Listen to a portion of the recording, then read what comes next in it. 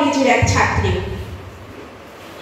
আমার বাবার সঙ্গে আমার সম্পর্ক খারাপ আপনার জন্য। কলেজের সেকেন্ড ইয়ারে বুঝতে পারলাম জীবনটা মাধ্যমিক পরীক্ষা নয়, ঈশান থেকে স্প্ল্যানেড পর্যন্ত একটা বিরাট আয়না। এতে খাদ্য এবং খাদকের মুখ, কিন্তু এদের দুজনের মধ্যে একজনও জানে না কে খাবে আর কে খেতে দেবে। কলেজে ঢুকতে একটা চমৎকার ছেলে এসে দাঁড়িয়ে ছিল আমার চৌকাঠে। দুটি স্বপ্নের চোখ, এলোমেলো চুল, হাতে পেঙ্গুইন পেপার ব্যাগ, ওকে সারাক্ষণ ব্যাকম্যান পুরুষোয়া আর্টিস্টাইন।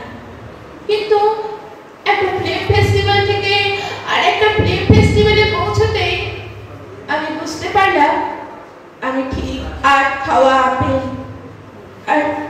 আর চমৎকার সে ছেলেটি আমার 1 বছরের প্রেমিক, আর একটা আট খাওয়া আপেলের সঙ্গে বাঘখালিতে ধরা পড়লাম। থানা, পুলিশ, লোকাল কমিটি যথাযোগ্য মর্যাদা পেরিয়ে একটা বৃষ্টির দুপুরে আমাকে বলল, hi baby, I really love you, চল এবার আমরা 3 জনে মিলে চাঁদপুরে যাব। আর বসতে পারিনি সেদিন, আর বন্ধ করে কেঁদেছি। চোখের জলে আপনার গীতবিতানের 37 নম্বর পৃষ্ঠাকে ভিজে দিয়েছিল সেই গানটি, তুমি যে চেয়ে আছো আকাশ ভরে।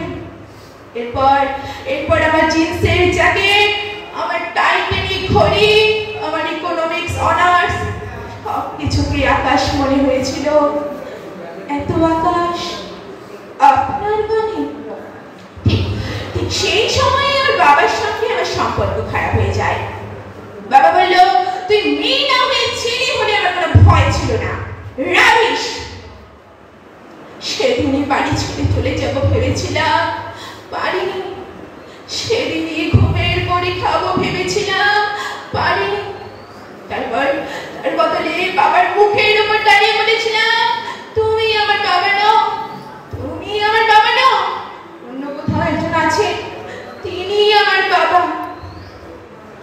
উপরতলায় রাজনীতি করে বাবা অহং সাংঘাতিক ঠাস করে আমার গালে একটা চড় মেরে বললেন, আজ থেকে তোমার যা লাগবে, টাকা পয়সা, তুমি সব পাবে, কিন্তু তুমি আমাকে পাবে না, মনে রেখো। সামনে ফাইনাল, কি হবে জানি না, ভালো আমাকে করতেই হবে, নিজের পায়ে আমাকে দাঁড়াতেই হবে। চোখের জল লেগে থাকা, ভিজে থাকা সেই পৃষ্ঠাগুলো 37, 58, 252, 355 আমার ভিজে চোখের মতো আমি হাত দিয়ে আর কে যেন হাত রাখি আমার পিঠে। কবে সেই হাত আমার বুকে জড়িয়ে ধরবে, কবে? হ্যাঁ, আপনি সেই গীতবিতানের লেখক, আমার মতো অজস্র মেয়েকে হেমন্ত দিয়েছেন, শ্রাবণ দিয়েছেন, আকাশ দিয়েছেন, কিন্তু আপনি যেমন দিয়েছেন তেমনি নিয়েছেনও। তবে নিন, আরো নিন। আপনি যত নেবেন আমি তত ভালো থাকবো। আমাকে আমার বাবা বোঝেনি, আমার আকাশ তাই আপনার আকাশ।